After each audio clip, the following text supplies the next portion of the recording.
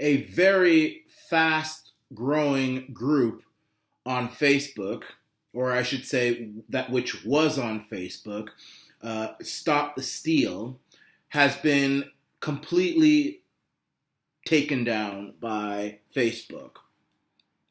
This group had at its peak, and it was only 22 hours after the group was started, so it wasn't even a day, and it already got 320,000 members in that group.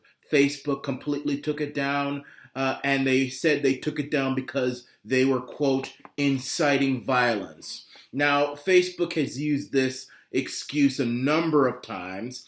It's just one of their main excuses. Basically, inciting violence to Facebook. This is the same thing they used to get rid of my Facebook account, all of my Facebook accounts, the Arana Nation public account and my private Facebook account. It's if you say something which is a legitimate point, if you make a legitimate point that Facebook doesn't like, then you're inciting violence. And this is from New York Times.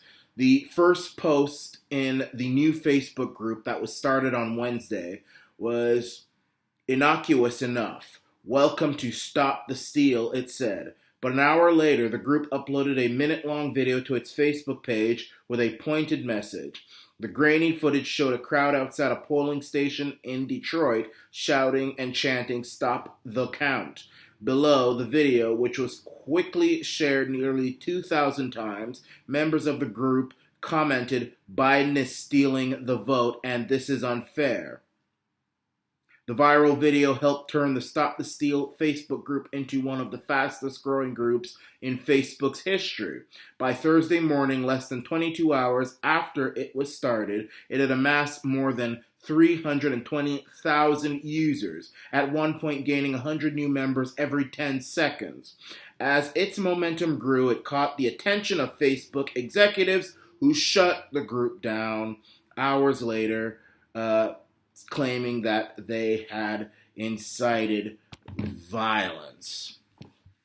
Patriots, you've got to understand that, and I'm not afraid that this election is rigged, and I think by now, even the most conservative-minded individual, and by conservative-minded, I don't mean conservative voter, but I mean people who are just go to work, come home, watch the 6 o'clock news, eat dinner, don't care to listen to conspiracy theories, maybe take the children to football games or basketball games or hockey games, that type of individual, even they have to admit that the New World Order is real, the deep state is real, the swamp is real, and they are doing everything they can to make sure that not only do they steal this election from Donald Trump by throwing his ballots in the garbage, by stopping the votes in Pennsylvania and Georgia on election night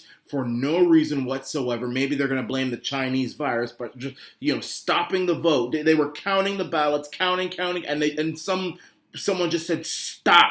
Don't count another ballot or we'll jack you up." They even had to break a water pipe for people as an excuse for people to stop counting. And then by the time people came back to continue counting, there were hundreds more ballots, and all of them were for Joe Biden. So you got Trump ballots in the garbage, and you've got ballot dumps all for Biden that come in after Election Day, and nobody knows when they were postmarked, so it could have been written after the polls had closed, and then they were just dumped there. The media censoring any bad stories about Joe Biden.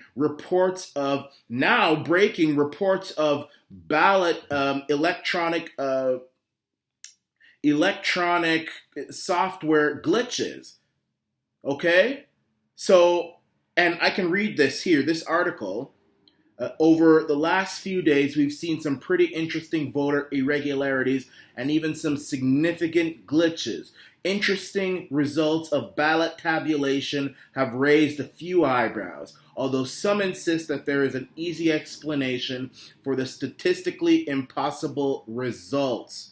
Out of thousands of ballots, there was apparently not one single person who voted third party, write-in, or Trump, despite the fact that mail-in ballots favored Democrats. 100% surpasses statistical possibility. And this is places like Wisconsin and Georgia. I mean, if it was Chicago or Detroit, yeah, you would have many precincts where Biden would win 98%, maybe even 100%. I mean, those places are jacked up anyway. People in Detroit, that's why Detroit is the way it is, because those people are heavily enslaved by the Democrats, though people are waking up even in Detroit. Look at the Hispanics in Miami. But anyway, the bottom line is I'm not going to get into this whole thing now. We've got software glitches. We've got ballot mail-in fraud, dumping. I mean, I'm not okay. You know what? To be fair, let's not even call it fraud. Let's call it irregularity. How can 137 mail-in ballots just magically appear out of the sky after the counters were told to stop counting, and every single one of them in a state like Georgia and Pennsylvania be for Joe Biden? That's not possible. And then Trump ballots found in the garbage. But if you talk about vote rigging or let's wait because this is not over, let's take this to court, let's fix this. If you say that, Facebook will take down your Facebook group, you'll be censored, you'll be lambasted. It's almost to the point now where it's a criminal offense to talk about voter irregularity. Can you imagine that? Talking about voter irregularity in 2020 is similar to saying that the Holocaust never happened, which is a criminal offense in many countries. I mean, can you imagine? That's how I feel. Talking about voter irregularity is like saying that homosexuality is a mental problem. I'm not saying those two things are necessarily right or wrong. I'm just saying that is what the globalists and the New World Order are trying to make it be like when you talk about voter fraud. If you say that Donald Trump was rigged out of an election and we need to investigate this, or at the very least just investigate this to see if this election was legitimate, or try to have another vote because Trump ballots were found in the garbage, if you talk like that, that is similar to saying that the Holocaust never happened, which is a criminal offense in many places. The globalists are making damn sure that not only do they rig this election, but they make sure that you don't say that they're rigging the election. And Facebook and the social media elites are at the head of this. So I'm saying this. And by the way, again, I have to say, please, if you are not subscribed to this channel, subscribe to the channel. I almost never ask anybody for money because it's very hard to ask people for money. You ask and they don't want to give it.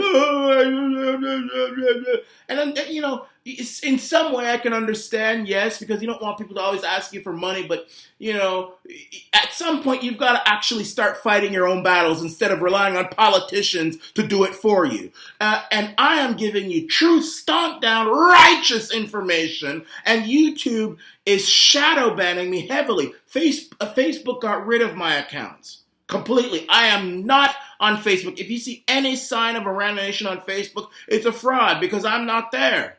Not on there. And they got rid of it. And YouTube shadow banned me. The only way somebody who is not subscribed to me can actually know I exist is if they put Arana Nation in the search bar. But how are they going to know what Arana Nation is if they don't know I exist? So I'm asking my subscribers, please, I am pleading with you. You can't just sit there and be like, oh, well, Trump will fix everything. Trump will fix everything. You see how hardcore the deep state is? Facebook doesn't even care about being neutral anymore. They don't even care. They just get rid of Facebook accounts that they don't like. Stop the steal. They just get rid of them. These people, I wouldn't be surprised if they try to kill Trump. And then what you gonna do? What you gonna do out there in Georgia? What you gonna do out there in Texas? What you gonna do out there in Florida? You could have a billion Trumps, and if the deep state kills them all, what are you gonna do? You gotta fight your own battles now. So I'm asking you, let's start with simple things. Share these videos, and not just my videos, but others like me. But share this video, and like the video, and subscribe, because that beats the shadow banning. Because let's say the more people who like a certain channel or a certain video and subscribe, what happens is that the algorithm literally physically gets destroyed because more people are boosting it up. And I've studied this, the YouTube does shadow ban people. The analytics clearly state that my videos aren't being reached to people outside of my subscriber base unless people type in Arana Nation, and usually the only time people will do that is because I will tell someone, hey, I've got a channel called Arana Nation, and they'll look it up and say, oh, there he is. But if I don't do that, people don't know I exist, so please do your part. But I say we boycott Facebook. And by the way, I'm on BitChute as well, so please subscribe to me on BitChute as well. Every video I make on YouTube goes on BitChute, because I'm sure YouTube is going to get rid of me one day too. In fact, I know they will. It's not a question of if, it's when. It's when.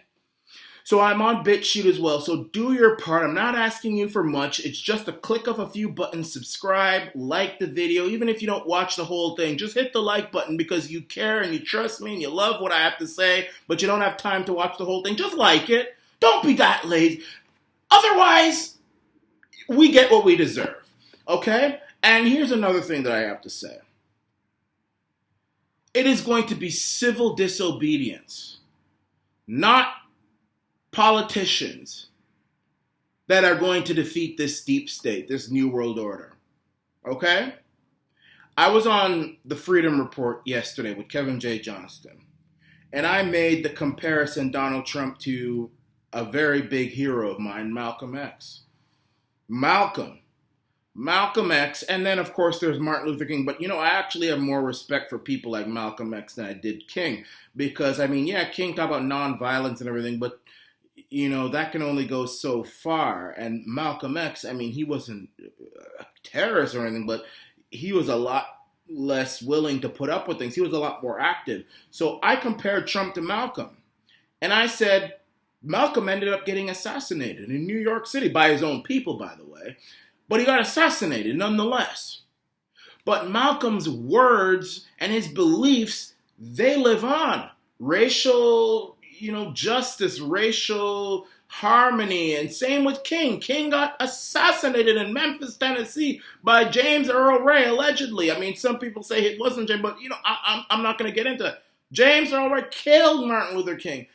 But Martin Luther King's beliefs of racial harmony and judging a man by the content of his character, not the color of his skin, for the most part, that lives on. So it doesn't matter about our so-called heroes.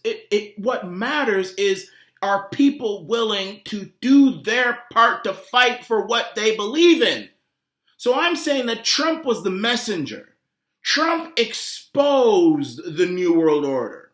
Trump exposed the deep state. Trump exposed what was happening to the United States of America, as did many other people in other countries about their own countries.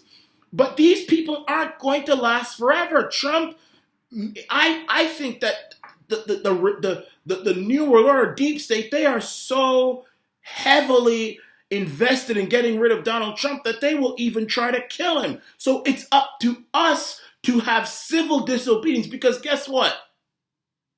Do you know that picture of the table and all the human beings are under the table and the establishment is playing chess on the table? If we stand up, that table gets thrown over. So it's up to us to fight our own battles. And,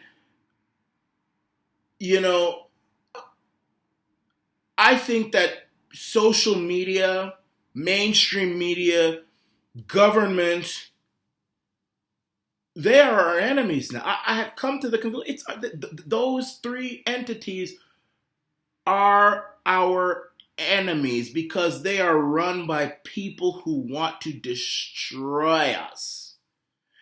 And they are not going to just accept us or any other outsiders to infiltrate their system, especially after what happened with Donald Trump. They're going to clamp down on us hard. They will make Washington, D.C.'s a state, Puerto Rico a state. I'm more worried about D.C., by the way.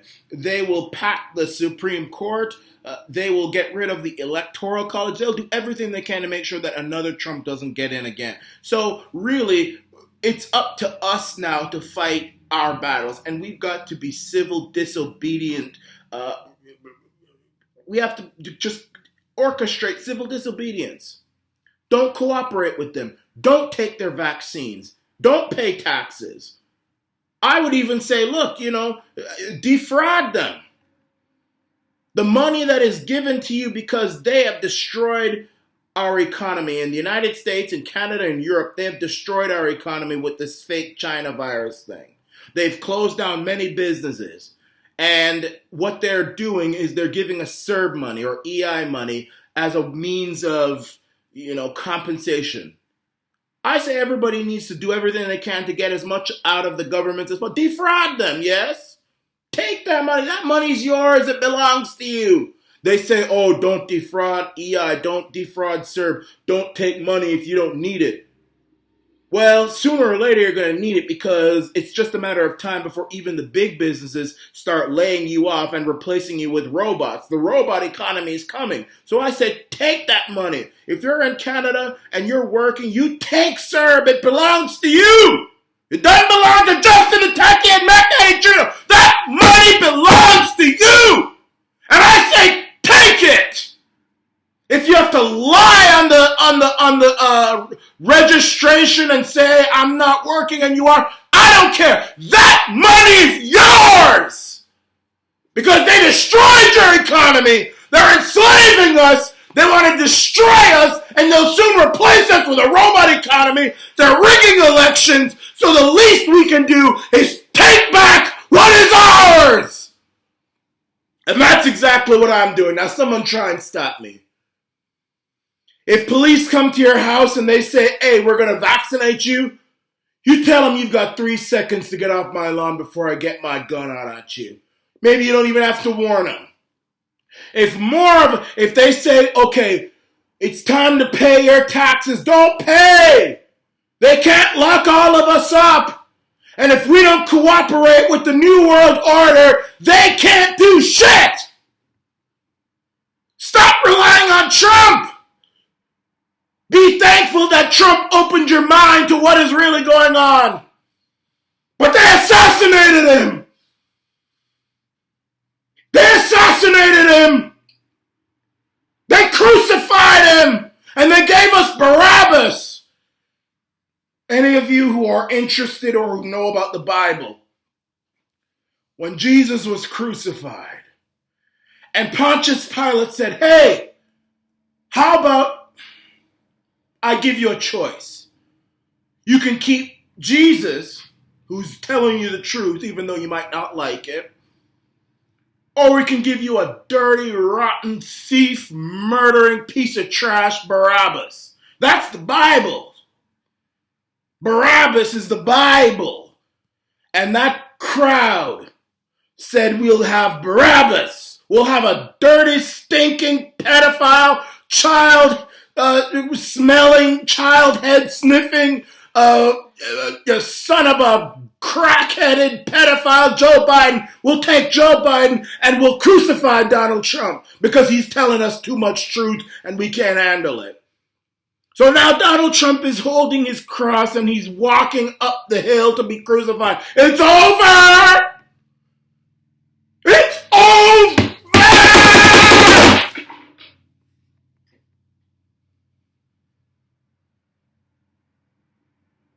So now what we have to do is make sure that what Trump taught us does not get forgotten.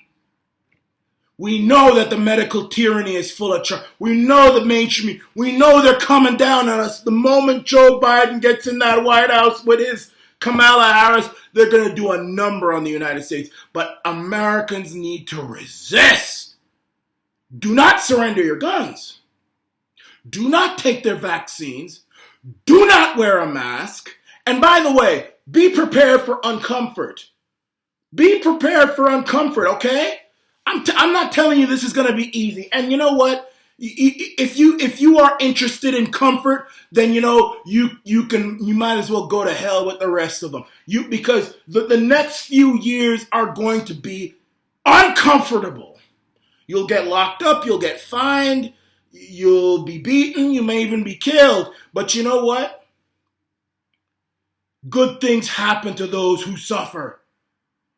Look at Nelson Mandela. Look at South Africa. You know how much hell Nelson Mandela went through in order for South Africa to be a free democratic place, even though some people may dispute that, but I'm not talking about that. I'm just giving you an example. Look at what the hell that some of the greatest people on earth went through. Look at the hell that the George Washington went through to free the United States from British tyranny.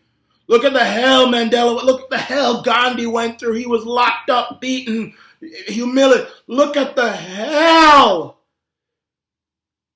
We're going to have to go through it. But listen, the more people who resist the New World Order, the more they're going to fail. Because they need us to cooperate. They can't even replace us all with robots. Because we are essential no matter how much they want to say otherwise. They need us. They need us. If the slaves on the slave plantation all rebel, what can the slave master do? What can he do? And he tries to buy more slaves and they end up rebelling. If every African rebelled during the slavery time, what could the slave masters have done? Kill them all? Well, if they kill them all, then they would have to go pick the cotton. The slave master would have to pick his own damn cotton. So let them kill us all.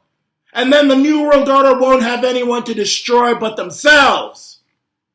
So I applaud the Stop the Steal movement because I still think we need to fight this thing. Yes, I'm not saying we shouldn't. We should until January 20th when Joe Biden is in there. We got to still fight because we can't let Joe Biden just waltz on in there like everything is okay because it's not. He needs to go into that White House with a cloud hanging over his head and walk in there in shame because he knows what he's done.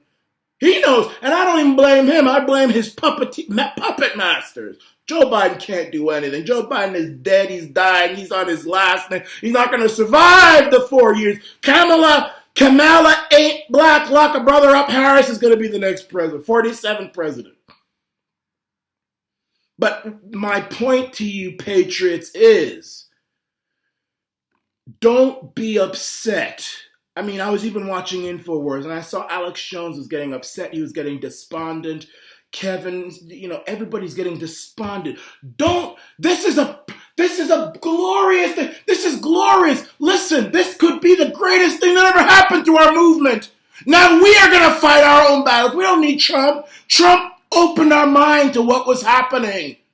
His mission is accomplished, and he may win, and it'll be easier if he wins, yes. But if he loses, there's nothing wrong with that. Then we'll fight. Because guess what? They can destroy Trump, but they can't destroy us all because at the end of the day, they need us so that their system can continue to run properly. Because without us, the only people left to destroy is themselves. And in that case, then that's the end of this godforsaken world. So civil disobedience, and I'm not talking about riots. We're not Black Lives Matter. We're not Antifa. We're not scumbags like that. I'm talking about reaction. If Joe Biden just sits in the White House and does nothing, then we have got nothing to worry about. We can go on with our lives, right? But if Joe Biden starts raising our taxes 90%, taking away our guns, forcing us to wear masks, and throwing us in internment camps for not cooperating with the virus, and forcing us to take vaccines, civil disobedience. Do not cooperate, and then Joe Biden can't do anything.